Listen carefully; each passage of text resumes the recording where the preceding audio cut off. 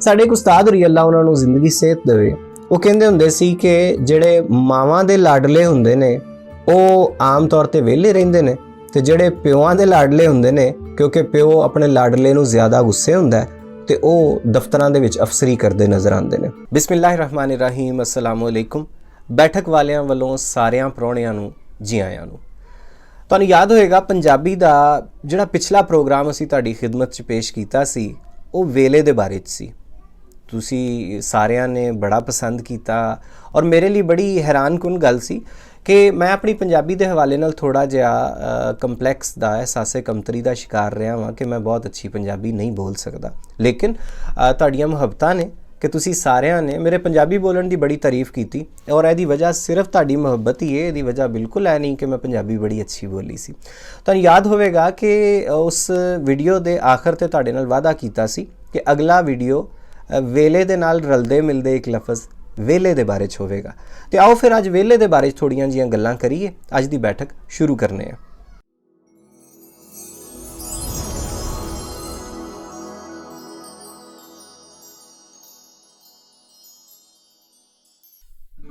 ਵੇਲੇ ਦੇ ਨਾਲ ਰਲਦਾ ਮਿਲਦਾ ਪੰਜਾਬੀ ਦਾ ਇੱਕ ਬੜਾ ਮਸ਼ਹੂਰ ਲਫ਼ਜ਼ ਹੈ ਵੇਲਾ।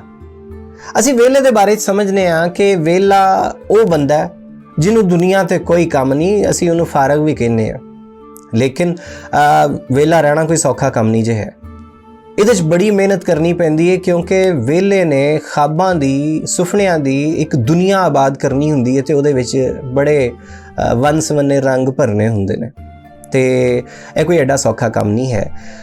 ਅਸੀਂ ਸਮਝ ਰਹੇ ਹੁੰਦੇ ਹਾਂ ਕਿ ਵੇਲਾ ਬਿਲਕੁਲ ਵੇਲਾ ਹੈ, ਲੇਕਿਨ ਵੇਲਾ ਬੜੇ ਬੜੇ ਵੱਡੇ ਕੰਮ ਕਰ ਰਿਹਾ ਹੁੰਦਾ ਹੈ।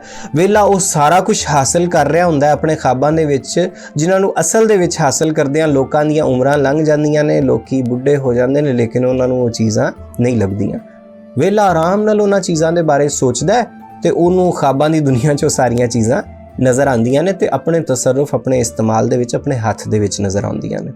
ਇਹਦਾ ਮਤਲਬ ਹੈ ਕਿ ਵੇਲਾ ਕੋਈ ਨਾਕਾਮ ਨਹੀਂ ਸਮਝਦਾ ਆਪਣੇ ਆਪ ਨੂੰ, ਉਹ ਸਮਝਦਾ ਹੈ ਕਿ ਮੈਂ ਲੋਕਾਂ ਤੋਂ ਬਿਹਤਰ ਹਾਂ, ਮੈਂ ਉਹਨਾਂ ਲੋਕਾਂ ਤੋਂ ਜਿਹੜੇ ਹਰ ਵਕਤ ਬੜੇ ਮਸਰੂਫ ਨਜ਼ਰ ਆਉਂਦੇ ਨੇ, ਮੈਂ ਉਹਨਾਂ ਤੋਂ ਬਿਹਤਰ ਹਾਂ। ਅੱਛਾ, ਇੱਕ ਬੜੀ ਇੰਟਰਸਟਿੰਗ, ਬੜੀ ਦਿਲਚਸਪ ਗੱਲ ਤੁਹਾਨੂੰ ਦੱਸੀਏ ਕਿ ਜਿਨ੍ਹਾਂ ਵੇਲਿਆਂ ਨੂੰ ਮੈਂ ਜਾਣਨਾ ਵਾ ਜਾਂ ਤੁਸੀਂ ਵੀ ਜਾਣਦੇ ਹੋਵੋਗੇ, ਉਹਨਾਂ 'ਚੋਂ ਅਕਸਰੀਅਤ ਅਲਾਮਾ ਇਕਬਾਲ ਨੂੰ ਆਪਣਾ ਪਸੰਦੀਦਾ ਸ਼ਾਇਰ ਕਰਾਰ ਦਿੰਦੀ ਹੈ। ਬਲਕਿ ਉਹਨਾਂ ਕੋਲ ਇਹ ਦਲੀਲ ਵੀ ਮੌਜੂਦ ਹੈ ਕਿ ਅਲਾਮਾ ਇਕਬਾਲ ਨੇ ਵੀ ਅਮਲ ਦੇ ਬਾਰੇ 'ਚ, ਖਾਬਾਂ ਦੇ ਬਾਰੇ 'ਚ ਬੜੀਆਂ ਗੱਲਾਂ ਕੀਤੀਆਂ ਨੇ, ਲੇਕਿਨ ਅਲਾਮਾ ਇਕਬਾਲ ਆਪ ਕਿਦੋਂ ਜਿਹਾਦ ਤੇ ਚਲੇ ਗਏ ਸੀ। ਬਲਕਿ ਇੱਕ ਵੇਲੇ ਨੇ ਮੈਨੂੰ ਇੱਕ ਵਾਕਿਆ ਵੀ ਸੁਣਾਇਆ ਜਿਹਦੇ ਬਾਰੇ 'ਚ ਮੈਨੂੰ ਬਿਲਕੁਲ ਨਹੀਂ ਜੇ ਪਤਾ ਕਿ ਉਹ ਸੱਚ ਹੈ ਜਾਂ ਝੂਠ ਹੈ, ਲੇਕਿਨ ਉਸ ਬੰਦੇ ਦਾ ਇਹ ਦਾਵਾ ਸੀ ਕਿ ਕਿਸੇ ਨੇ ਇੱਕ ਵਾਰੀ ਅਲਾਮਾ ਇਕਬਾਲ ਨੂੰ ਪੁੱਛਿਆ ਕਿ ਤੁਸੀਂ ਅਮਲ ਤੇ ਜਿਹਾਦ ਦੇ ਬਾਰੇ 'ਚ ਇੰਨੀਆਂ ਗੱਲਾਂ ਕਰਦੇ ਹੋ ਤੇ ਤੁਸੀਂ ਆਪ ਜਿਹਾਦ ਤੇ ਜਾਂਦੇ ਕਿਉਂ ਨਹੀਂ? ਤੇ ਅਲਾਮਾ ਸਾਹਿਬ ਨੇ ਅੱਗੋਂ ਫਰਮਾਇਆ ਕਿ ਕਵਾਲ ਦਾ ਕੰਮ ਕਵਾਲੀ ਕਰਨਾ ਹੈ, ਜੇ ਕਵਾਲ ਨੂੰ ਹੀ ਹਾਲ ਪੈਣ ਲੱਗ ਜਾਣ ਤੇ ਫਿਰ ਕਵਾਲੀ ਕੌਣ ਕਰੇਗਾ? ਤੇ ਮੇਰਾ ਕੰਮ ਲੋਕਾਂ ਨੂੰ ਅਮਲ ਤੇ ਜਿਹਾਦ ਤੇ ਆਮਾਦਾ ਕਰਨਾ ਹੈ, ਆਪ ਜਾਣਾ ਮੇਰਾ ਕੰਮ ਨਹੀਂ ਹੈ।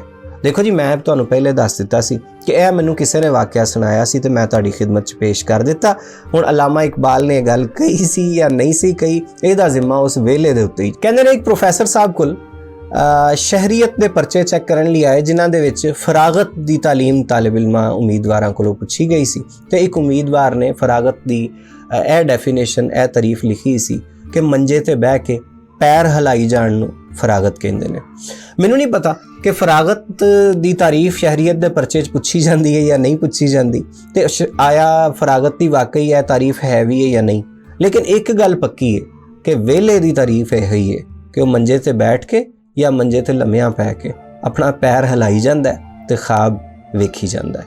ਵੈਸੇ ਅਗਰ ਤੁਸੀਂ ਗੌਰ ਕਰੋ ਤੇ ਆਪਣੀ ਜਗ੍ਹਾ ਇੱਕ ਬੜਾ ਰੋਮਾਨਵੀ ਕਿਸਮ ਦਾ, ਰੋਮਾਂਟਿਕ ਕਿਸਮ ਦਾ ਮਾਹੌਲ ਹੈ ਕਿ ਬੰਦਾ ਸੋਚੀ ਜਾ ਰਿਹਾ ਹੈ ਤੇ ਪੈਰ ਹਿਲਾਈ ਜਾ ਰਿਹਾ ਹੈ। ਇਹ ਕੰਮ ਕੋਈ ਵਿਹਲਾ ਹੀ ਕਰ ਸਕਦਾ ਹੈ। ਵਿਹਲੇ ਬੰਦੇ ਦੀ ਜ਼ਿੰਦਗੀ ਬੜੀ ਮਸਰੂਫ ਹੁੰਦੀ ਹੈ ਤੇ ਉਹਦੀ ਸਭ ਤੋਂ ਵੱਡੀ ਮਸਰੂਫੀਅਤ ਕੀ ਹੁੰਦੀ ਹੈ ਕਿ ਉਹ ਖਾਬ ਵੇਖਦਾ ਤੇ ਉਸ ਤੋਂ ਬਾਅਦ ਜਾਗਦਾ, ਰੋਟੀ ਖਾਂਦਾ, ਫਿਰ ਸੌਂ ਜਾਂਦਾ, ਫਿਰ ਖਾਬ ਵੇਖਦਾ, ਇੰਨੀ ਦੇਰ 'ਚ ਖਾਬ ਵੇਖ ਕੇ ਫਿਰ ਭੁੱਖ ਲੱਗ ਜਾਂਦੀ ਹੈ, ਥੱਕ ਜਾਂਦਾ, ਫਿਰ ਉੱਠ ਕੇ ਰੋਟੀ ਖਾਂਦਾ।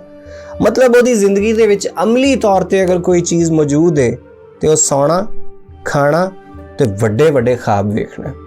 ਤੁਸੀਂ ਅਕਸਰ ਆਪਣੇ ਖਾਨਦਾਨ ਦੇ ਵਿਆਹਾਂ, ਸ਼ਾਦੀਆਂ ਜਾਂ ਕਿਸੇ ਗਮੀ ਦੇ ਮੌਕੇ ਤੇ ਜਾਂਦੇ ਹੋਵੋਗੇ ਤੇ ਤੁਹਾਨੂੰ ਉੱਥੇ ਇੱਕ ਜਾਂ ਦੋ ਬੰਦੇ ਇਹੋ ਜਿਹੇ ਮਿਲਦੇ ਹੋਣਗੇ ਜਿਹੜੇ ਸਭ ਤੋਂ ਜ਼ਿਆਦਾ ਮਸਰੂਫ ਨਜ਼ਰ ਆਉਂਦੇ ਨੇ, ਹਰ ਕਿਸੇ ਨੂੰ ਕੋਈ ਨਾ ਕੋਈ ਹਿਦਾਇਤ ਦਿੰਦੇ ਨਜ਼ਰ ਆਉਂਦੇ ਨੇ। ਲੇਕਿਨ ਹਕੀਕਤ ਕੀ ਹੈ ਕਿ ਉਹ ਉਸ ਖਾਨਦਾਨ ਦੇ ਸਭ ਤੋਂ ਵੱਡੇ ਵੇਲੇ ਹੁੰਦੇ ਨੇ। ਵੇਲਿਆਂ ਕੋਲ ਮਸ਼ਵਰੇ ਬਹੁਤ, ਵੇਲਿਆਂ ਕੋਲ ਆਈਡੀਏ ਬਹੁਤ, ਵੇਲਿਆਂ ਕੋਲ ਵੱਡੇ ਵੱਡੇ ਨਜ਼ਰੀਆਤ ਬਹੁਤ, ਲੇਕਿਨ ਜਦੋਂ ਅਮਲ ਦੀ ਵਾਰੀ ਆਉਂਦੀ ਹੈ ਤੇ ਮੰਜੇ ਤੇ ਬਹਿ ਕੇ ਪੈਰ ਹਿਲਾਉਣ ਤੋਂ ਇਲਾਵਾ ਤੇ ਹੁਕਮ ਦੇਣ ਤੋਂ ਇਲਾਵਾ ਵੇਲੇ ਕੋਈ ਕੰਮ ਨਹੀਂ ਕਰਦੇ। ਇੱਕ ਮਸ਼ਹੂਰ ਵਾਕਿਆ ਤੁਸੀਂ ਵੀ ਸੁਣਿਆ ਹੋਣਾ ਹੈ। ਕਹਿੰਦੇ ਨੇ ਇੱਕ ਵਾਰੀ ਜੰਗਲ ਦੇ ਵਿੱਚ ਜਮਹੂਰੀਅਤ ਆ ਗਈ, ਉਹਨਾਂ ਨੇ ਸ਼ੇਰ ਨੂੰ ਹਟਾਇਆ ਤੇ ਇਲੈਕਸ਼ਨ ਹੋਏ ਤੇ ਇਲੈਕਸ਼ਨ ਜਿੱਤ ਗਿਆ ਬਾਂਦਰ। ਬਾਂਦਰ ਵਜ਼ੀਰ ਆਜ਼ਮ ਬਣ ਗਿਆ ਤੇ ਜ਼ਾਹਿਰ ਹੈ ਵਜ਼ੀਰ ਆਜ਼ਮ ਬਣ ਗਿਆ ਤੇ ਲੋਕਾਂ ਨੇ, ਜੰਗਲ ਦੇ ਜਿੰਨੇ ਵਾਸੀ ਨੇ, ਉਹਨਾਂ ਨੇ ਆਪਣੇ ਮਸਾਇਲ ਦੇ ਹੱਲ ਵਾਸਤੇ ਉਹਦੇ ਕੋਲ ਹੀ ਜਾਣਾ ਸੀ। ਇੱਕ ਬੱਕਰੀ ਦਾ ਬੱਚਾ ਗਵਾਚ ਗਿਆ। ਬੱਕਰੀ ਭੱਜੀ ਗਈ ਤੇ 9 ਮੁੰਤਖਬ ਵਜ਼ੀਰ ਆਜ਼ਮ ਬਾਂਦਰ ਸਾਹਿਬ ਨੂੰ ਕਿਹਾ ਕਿ ਮੇਰਾ ਬੱਚਾ ਗਵਾਚ ਗਿਆ, ਮੈਨੂੰ ਲੱਭ ਕੇ ਦਿਓ। ਬਾਂਦਰ ਨੇ ਬਸ ਸੁਣਿਆ ਹੀ ਇਹ ਨਾ, ਇੱਕ ਟਹਿਣੀ ਤੋਂ ਛਾਲ ਮਾਰੀ ਦੂਜੀ ਟਹਿਣੀ ਤੇ, ਦੂਜੀ ਤੋਂ ਤੀਜੀ ਟਹਿਣੀ ਤੇ, ਇੱਕ ਦਰਖਤ ਤੋਂ ਦੂਜੇ ਦਰਖਤ ਤੇ ਛਾਲਾਂ ਮਾਰਦਾ ਮਾਰਦਾ ਗਾਇਬ ਹੋ ਗਿਆ। ਬੱਕਰੀ ਬੜੀ ਦੇਰ ਉਡੀਕਦੀ ਰਹੀ, ਬਾਂਦਰ ਵਾਪਸ ਹੀ ਨਹੀਂ ਆਇਆ। ਬੱਕਰੀ ਵਿਚਾਰੀ ਅੱਕ ਕੇ ਘਰ ਚਲੀ ਗਈ। ਅਗਲੀ ਸਵੇਰੇ ਫਿਰ ਉਹ ਜਿਹੜਾ ਦਰਖਤ ਸੀ ਵਜ਼ੀਰ ਆਜ਼ਮ ਹਾਊਸ, ਉਹਦੇ 'ਚ ਆਈ ਤੇ ਵਜ਼ੀਰ ਆਜ਼ਮ ਬਾਂਦਰ ਨੂੰ ਫਿਰ ਉਹਨੇ ਕਿਹਾ ਕਿ ਉਹ ਮੇਰਾ ਬੱਚਾ, ਹਾਲੇ ਉਹਨੇ ਇੰਨਾ ਕਿਹਾ, ਬਾਂਦਰ ਨੇ ਫਿਰ ਛਾਲ ਮਾਰੀ ਇੱਕ ਤੋਂ ਦੂਜੀ ਟਹਿਣੀ ਤੇ, ਇੱਕ ਤੋਂ ਦੂਜੇ ਦਰਖਤ ਤੇ, ਫਿਰ ਗਾਇਬ। ਬੱਕਰੀ ਵਿਚਾਰੀ ਡੀਕਦੀ ਫਿਰ ਘਰ ਚਲੀ ਗਈ। ਤੀਜੇ ਦਿਨ ਵਾਪਸ ਆਈ ਤੇ ਉਹਨੇ ਕਿਹਾ ਪਹਿਲੇ ਮੇਰੀ ਪੂਰੀ ਗੱਲ ਸੁਣ ਲੈਣਾ ਵਜ਼ੀਰ ਆਜ਼ਮ ਸਾਹਿਬ, ਮੈਨੂੰ ਦੱਸ ਤੇ ਦਿਓ ਕਿ ਮੇਰੇ ਬੱਚੇ ਦੀ ਤਲਾਸ਼ ਦਾ ਕੰਮ ਕਿੱਥੋਂ ਤੱਕ ਪਹੁੰਚਿਆ। ਤੇ ਬਾਂਦਰ ਨੇ ਬੜੀ ਬੇਨਿਆਜ਼ੀ ਦੇ ਨਾਲ, ਬੜੀ ਗ੍ਰੇਸ ਦੇ ਨਾਲ ਉਹਨੂੰ ਕਿਹਾ ਕਿ ਮਾਈ ਬੱਕਰੀ, ਤੂੰ ਆਪਣੇ ਬੱਚੇ ਨੂੰ ਛੱਡ, ਤੂੰ ਬਸ ਵਜ਼ੀਰ ਆਜ਼ਮ ਦੀਆਂ ਆਣੀਆਂ ਜਾਣੀਆਂ ਵੇਖ। ਇਹ ਜਿਹੜਾ ਵਿਹਲਾ ਹੁੰਦਾ ਹੈ ਨਾ, ਇਹ ਬਾਂਦਰ ਵਜ਼ੀਰ ਆਜ਼ਮ ਹੁੰਦਾ ਹੈ।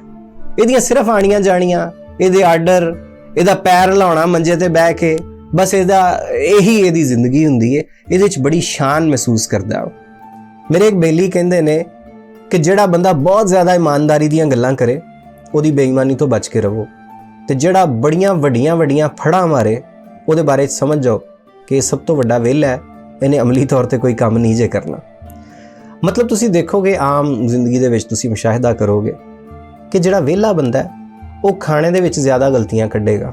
ਖਾਣੇ ਦਾ ਨਮਕ ਘੱਟ ਹੋ ਗਿਆ, ਇਸ ਕਿਸਮ ਦੀਆਂ ਗਲਤੀਆਂ ਜ਼ਿਆਦਾ ਵਿਹਲਾ ਬੰਦਾ ਕੱਢਦਾ। ਇਸੇ ਤਰ੍ਹਾਂ ਕਪੜਾ ਸੀਤਾ, ਉਹਦੇ ਵਿੱਚ ਬੜੀ ਬਾਰੀਕ ਮੇਖ ਕੱਢਣ ਵਾਲਾ ਜਿਹੜਾ ਬੰਦਾ ਹੁੰਦਾ, ਉਹ ਵੀ ਆਮ ਤੌਰ ਤੇ ਉਹੀ ਹੁੰਦਾ ਜਿਹੜਾ ਵਿਹਲਾ ਹੁੰਦਾ। ਮਸਰੂਫ ਆਦਮੀ ਕੋਲ ਬਹੁਤ ਜ਼ਿਆਦਾ ਬਰੀਕੀਆਂ ਦੇ ਵਿੱਚ ਦੂਜਿਆਂ ਦੀਆਂ ਗਲਤੀਆਂ ਕੱਢਣ ਦਾ ਟਾਈਮ ਨਹੀਂ ਹੁੰਦਾ।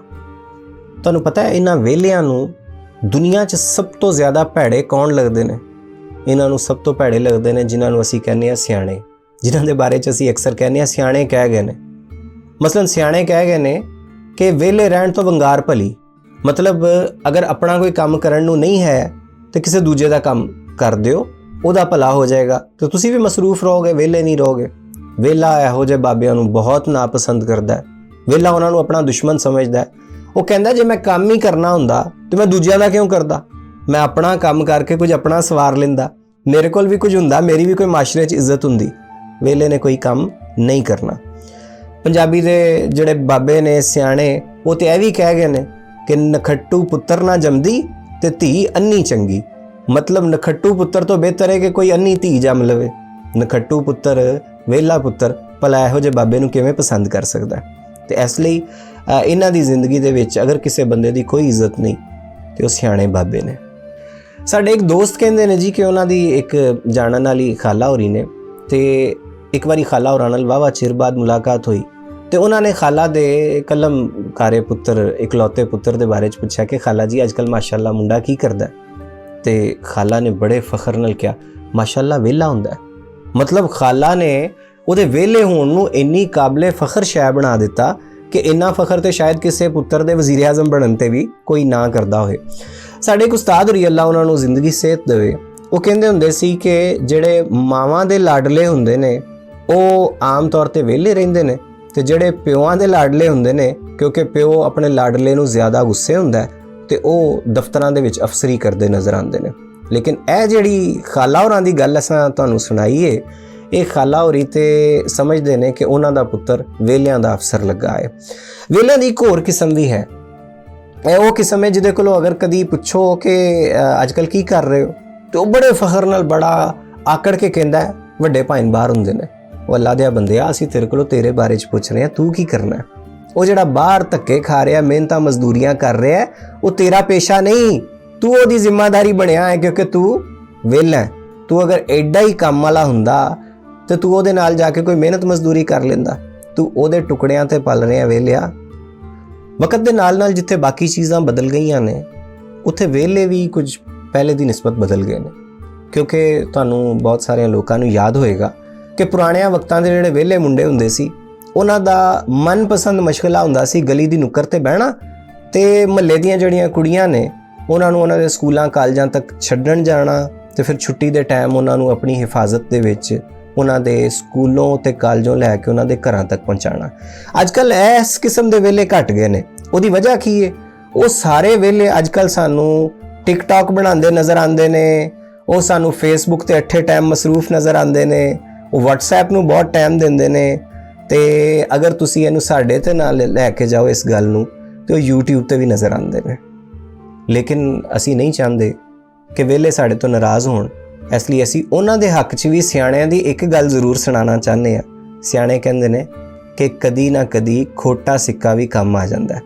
ਮਤਲਬ ਇਹ ਵਿਹਲਿਆਂ ਦੇ ਬਾਰੇ 'ਚ ਹੀ ਕਿਹਾ ਗਿਆ ਕਿ ਜਿਹੜਾ ਮੁੰਡਾ ਕਿਸੇ ਕੰਮ ਨਹੀਂ ਆਉਂਦਾ ਹੈ ਨਾ ਸਮਝੋ ਕਿ ਕਦੀ ਵੀ ਜ਼ਿੰਦਗੀ 'ਚ ਕੰਮ ਨਹੀਂ ਆਏਗਾ। ਬਸ ਇੱਕ ਵਾਰੀ ਉਹਦਾ ਜ਼ਮੀਰ ਜਾਗ ਗਿਆ, ਉਹਦੀ ਗੈਰਤ ਜਾਗ ਗਈ ਤੇ ਫਿਰ ਉਹ ਖੋਟਾ ਸਿੱਕਾ ਵੀ ਤੁਹਾਡੇ ਕੰਮ ਆ ਸਕਦਾ ਹੈ। ਮਤਲਬ ਵਿਹਲਿਆਂ ਤੋਂ ਮਾਯੂਸ ਨਹੀਂ ਹੋਣਾ। ਤੇ ਆਓ ਹੁਣ ਅਸੀਂ ਵਿਹਲਿਆਂ ਦੀ ਇੱਕ ਹੋਰ ਕਿਸਮ ਦੇ ਬਾਰੇ 'ਚ ਗੱਲ ਕਰਨੇ ਆ। ਇਹ ਵੱਡ ਵਡੇਰੇ ਬਜ਼ੁਰਗ ਨੇ ਜਿਹੜੇ ਹਰ ਘਰ ਦੇ ਵਿੱਚ ਅੱਲਾ ਇਹਨਾਂ ਨੂੰ ਜ਼ਿੰਦਗੀ ਸਿਹਤ ਦੇਵੇ ਮੌਜੂਦ ਹੁੰਦੇ ਨੇ ਤੇ ਸਾਡਾ ਇਹ ਖਿਆਲ ਹੁੰਦਾ ਹੈ ਕਿ ਇਹ ਵਿਹਲੇ ਨੇ। ਲੇਕਿਨ ਤੁਸੀਂ ਜ਼ਰਾ ਸੋਚੋ ਤੇ ਸਹੀ ਕਿ ਉਹ ਮਾਂ ਜੀ ਜਿਹੜੇ ਸਵੇਰ ਸਵੇਰੇ ਘਰ ਵਾਸਤੇ ਸਬਜ਼ੀ ਲੈ ਕੇ ਆਉਂਦੇ ਨੇ, ਜਿਹੜੇ ਆਪਣੇ ਪੋਤੇ ਪੋਤੀਆਂ ਨੂੰ ਸਕੂਲ ਛੱਡਣ ਜਾਂਦੇ ਨੇ, ਜਿਹੜੇ ਸਕੂਲੋਂ ਲੈਣ ਜਾਂਦੇ ਨੇ, ਜਿਹੜੇ ਸਬਜ਼ੀ ਬਣਾ ਕੇ ਦਿੰਦੇ ਨੇ, ਜਿਹੜੇ ਘਰ ਦੇ ਛੋਟੇ ਮੋਟੇ ਪਤਾ ਨਹੀਂ ਕਿੰਨੇ ਹੀ ਕੰਮ ਕਰ ਦਿੰਦੇ ਨੇ, ਉਹਨਾਂ ਨੂੰ ਵਿਹਲਾ ਕਹਿਣਾ ਹੈ ਤੇ ਜ਼ਿਆਦਤੀ ਦੀ ਗੱਲ। ਇਹ ਲੋਕ ਵਿਹਲੇ ਨਹੀਂ ਹੁੰਦੇ। ਇਸੇ ਤਰ੍ਹਾਂ ਜਿਹੜੇ ਵਿਹਲੇ ਬਾਬੇ ਜਿਨ੍ਹਾਂ ਨੂੰ ਵਿਹਲਾ ਸਮਝਿਆ ਜਾਂਦਾ ਹੈ ਉਹਨਾਂ ਨੇ ਘਰ ਦੇ ਕਿੰਨੇ ਹੀ ਕੰਮ ਆਪਣੇ ਸਿਰ ਤੇ ਚੁੱਕੇ ਹੁੰਦੇ ਨੇ ਤੇ ਸਾਨੂੰ ਲੱਗ ਰਿਹਾ ਹੁੰਦਾ ਕਿ ਉਹ ਵਿਹਲੇ ਨੇ, ਹਾਲਾਂਕਿ ਸ਼ਾਇਦ ਉਹ ਦਫ਼ਤਰਾਂ ਨੂੰ ਜਾਣ ਵਾਲਿਆਂ ਤੋਂ ਜ਼ਿਆਦਾ ਮਸਰੂਫ ਜ਼ਿੰਦਗੀ ਗੁਜ਼ਾਰ ਰਹੇ ਹੁੰਦੇ ਨੇ। ਤੇ ਪੰਜਾਬੀ ਦੀ ਇੱਕ ਬੜੀ ਮਸ਼ਹੂਰ ਨਜ਼ਮ ਹੈ ਬਾਬਾ ਵਿਹਲਾ, ਤੇ ਆਓ ਅਸੀਂ ਅੱਜ ਤੁਹਾਨੂੰ ਉਹ ਨਜ਼ਮ ਵੀ ਨਾਲ ਹੀ ਸੁਣਾ ਦਈਏ ਕਿ ਬਾਬੇ ਕਿੰਨੇ ਕੁ ਵਿਹਲੇ ਹੁੰਦੇ ਨੇ। ਅੱਲਾ ਤੌਬਾ ਕਰ ਲੈਣਾ ਵਾ, ਘਰ ਦਾ ਪਾਣੀ ਭਰ ਲੈਣਾ ਵਾ, ਪੋਤੀਆਂ ਪੋਤੇ ਫੜ ਲੈਣਾ ਵਾ, ਉਹਨਾਂ ਨੂੰ ਵੀ ਸੌਣ ਦਾ ਕਹਿਣਾ, ਬੂਹੇ ਅੱਗੇ ਝਾੜੂ ਦੇਣਾ, ਥੱਕ ਟੁੱਟ ਕੇ ਲੰਮਾ ਪੈਣਾ, ਉਂਝ ਮੈਂ ਘਰ ਵਿੱਚ ਵਿਹਲਾ ਹੀ ਰਹਿਣਾ। ਪੜ੍ਹ ਕੇ ਜਦੋਂ ਨਮਾਜ਼ ਮੈਂ ਆਉਣਾ, ਪੋਤੀਆਂ ਪੋਤੇ ਉਂਗਲੀ ਲਾਉਣਾ, ਖੇਡਣ ਵਿੱਚ ਗਰਾਊਂਡ ਲਿਜਾਣਾ, ਖੇਡ ਖੇਡ ਕੇ ਥੱਕ ਜਾਂਦੇ ਨੇ, ਫਿਰ ਉਹ ਮੈਨੂੰ ਇਹ ਆਉਂਦੇ ਨੇ, ਬਾਬਾ ਜੀ ਹੁਣ ਘਰ ਨੂੰ ਚੱਲੀਏ, ਘਰ ਚੱਲ ਕੇ ਰੋਟੀ ਖਾਈਏ। ਭੁੱਖ ਨਾਲ ਜਾਂਦੇ ਚੜ੍ਹਨੇ ਭੌਂ, ਘਰ ਆਂਦਿਆਂ ਨੂੰ ਛੋਟੀ ਨੌਂ, ਉਹ ਆਏ ਮੇਰੇ ਅੱਬਾ ਜੀ, ਡੀਕਣ ਡਈ ਸੀ ਤੁਹਾਡੀ ਧੀ। ਅੱਲਾ ਤੁਹਾਡੀ ਉਮਰ ਵਧਾਵੇ, ਤੁਹਾਨੂੰ ਤੱਤੀ ਵਾਹ ਨਾ ਲਾਵੇ, ਸਾਡਾ ਵੀ ਇੱਕ ਕੰਮ ਕਰ ਰਹੋ, ਸ਼ਹਿਰੋਂ ਜਾ ਕੇ ਰੰਗ ਲਿਆਓ, ਲੈ ਕੇ ਰੰਗ ਤੇ ਛੇਤੀ ਆਣਾ, ਰੋਟੀ ਭਾਵੇਂ ਆਣ ਕੇ ਖਾਣਾ। ਜਾ ਕੇ ਸ਼ਹਿਰ ਮੈਂ ਪੈ ਗਿਆ ਭੁੱਲੀ, ਰੰਗ ਵਾਲੀ ਦੁਕਾਨ ਅਜੇ ਨਹੀਂ ਖੁੱਲੀ। ਹੱਟੀ ਵਾਲੇ ਲਾਈ ਸੀ ਚਾਬੀ, ਮੰਗਿਆ ਉਤੋਂ ਰੰਗ ਗੁਲਾਬੀ, ਲੈ ਕੇ ਰੰਗ ਮੈਂ ਘਰ ਨੂੰ ਆਇਆ, ਪੈਰ ਨਹੀਂ ਹਲੇ ਮੈਂ ਬੂਹੇ ਪਾਇਆ, ਵੇਖ ਕੇ ਆਂਦੀ ਮੇਰੀ ਬੁੱਢੀ, ਕਿੱਥੋਂ ਆਇਆ ਜਾਨੂ ਦਿਲ ਦਾ, ਜਿਹਨੂੰ ਫਿਕਰ ਜ਼ਰਾ ਨਹੀਂ ਬਿੱਲ ਦਾ। ਮੈਨੂੰ ਨਾ ਕੋਈ ਗੱਲ ਸੁਣਾਣਾ, ਬਿੱਲ ਦਾ ਯੱਬ ਮੁਕਾ ਕੇ ਆਣਾ, ਫਿਰ ਤੁਹਾਨੂੰ ਕੋਈ ਕੰਮ ਨਹੀਂ ਕਹਿਣਾ, ਬੇਸ਼ੱਕ ਤਾਸ਼ ਤੇ ਬੈਠੇ ਰਹਿਣਾ। ਟੁਰ ਗਿਆ ਮੈਂ ਭੁੱਖਾ ਪਾਣਾ, ਹੁਣ ਨਹੀਂ ਘਰ ਨੂੰ ਵਾਪਸ ਆਉਣਾ। ਬੈਠ ਗਿਆ ਵੇਖ ਕੇ ਬੈਂਕ ਦੀ ਥੰਮੀ, ਲੈਣ ਸੀ ਵਾਵਾ ਲੱਗੀ ਲੰਮੀ, ਬੁੱਢੀਆਂ ਵੀ ਸੀ ਉੱਥੇ ਆਈਆਂ, ਕਈਆਂ ਨੇ ਖੁਸ਼ਬੂਆਂ ਲਾਈਆਂ। ਮੈਂ ਵੀ ਕੋਈ ਹਾਣ ਦੀ ਵੇਖਾਂ, ਜਿਹੜੀ ਹੋਵੇ ਮੈਨੂੰ ਜਾਣਦੀ ਵੇਖਾਂ।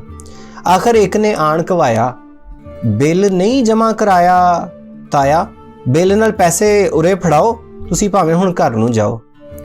ਸ਼ਾਲਾ ਧੀਏ ਖੁਸ਼ੀਆਂ ਪਾਵੇਂ, ਡੋਲੀ ਪੈ ਕੇ ਸਹੁਰੇ ਜਾਵੇਂ, ਗੋਦੀ ਦੇ ਵਿੱਚ ਪੁੱਤ ਖਿਡਾਵੇਂ, ਅੱਲਾ ਤੇਰਾ ਜੀਵੇ ਹਾਣੀ, ਲੈ ਕੇ ਮੈਂ ਰਸੀਦ ਜਾਣੀ। ਦੇ ਕੇ ਬਿੱਲ ਮੈਂ ਘਰ ਨੂੰ ਆਇਆ, ਵੱਡੀ ਨੌਂ ਨੇ ਇਹ ਫਰਮਾਇਆ, ਅੱਬਾ ਤੈਨੂੰ ਵੇਖ ਖਲੋਤੀ, ਆਈ ਸਕੂਲੋਂ ਨਹੀਂ ਹੂੰ ਪੋਤੀ, ਛੇਤੀ ਨਾਲ ਸਕੂਲੇ ਜਾਓ, ਪੋਤੀ ਲੈ ਕੇ ਘਰ ਨੂੰ ਆਓ।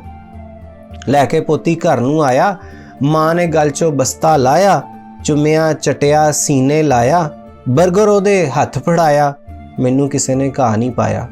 ਵਿਹੜੇ ਵਿੱਚ ਸੀ ਮੰਜੀ ਡੱਠੀ, ਚਾਦਰ ਉੱਤੋਂ ਕੀਤੀ ਇਕੱਠੀ, ਮੰਜੀ ਦੇ ਨਾਲ ਲੱਕ ਜੋ ਲਾਇਆ, ਪਾਸੇ ਮਾਰ ਥਕੇਵਾਂ ਲਾਇਆ, ਸਾਰੇ ਆ ਕੇ ਇਹੀ ਕਹਿਣ ਜਾਣਾ ਨਹੀਂ ਜੇ ਹਾਂਡੀ ਲੈਣ।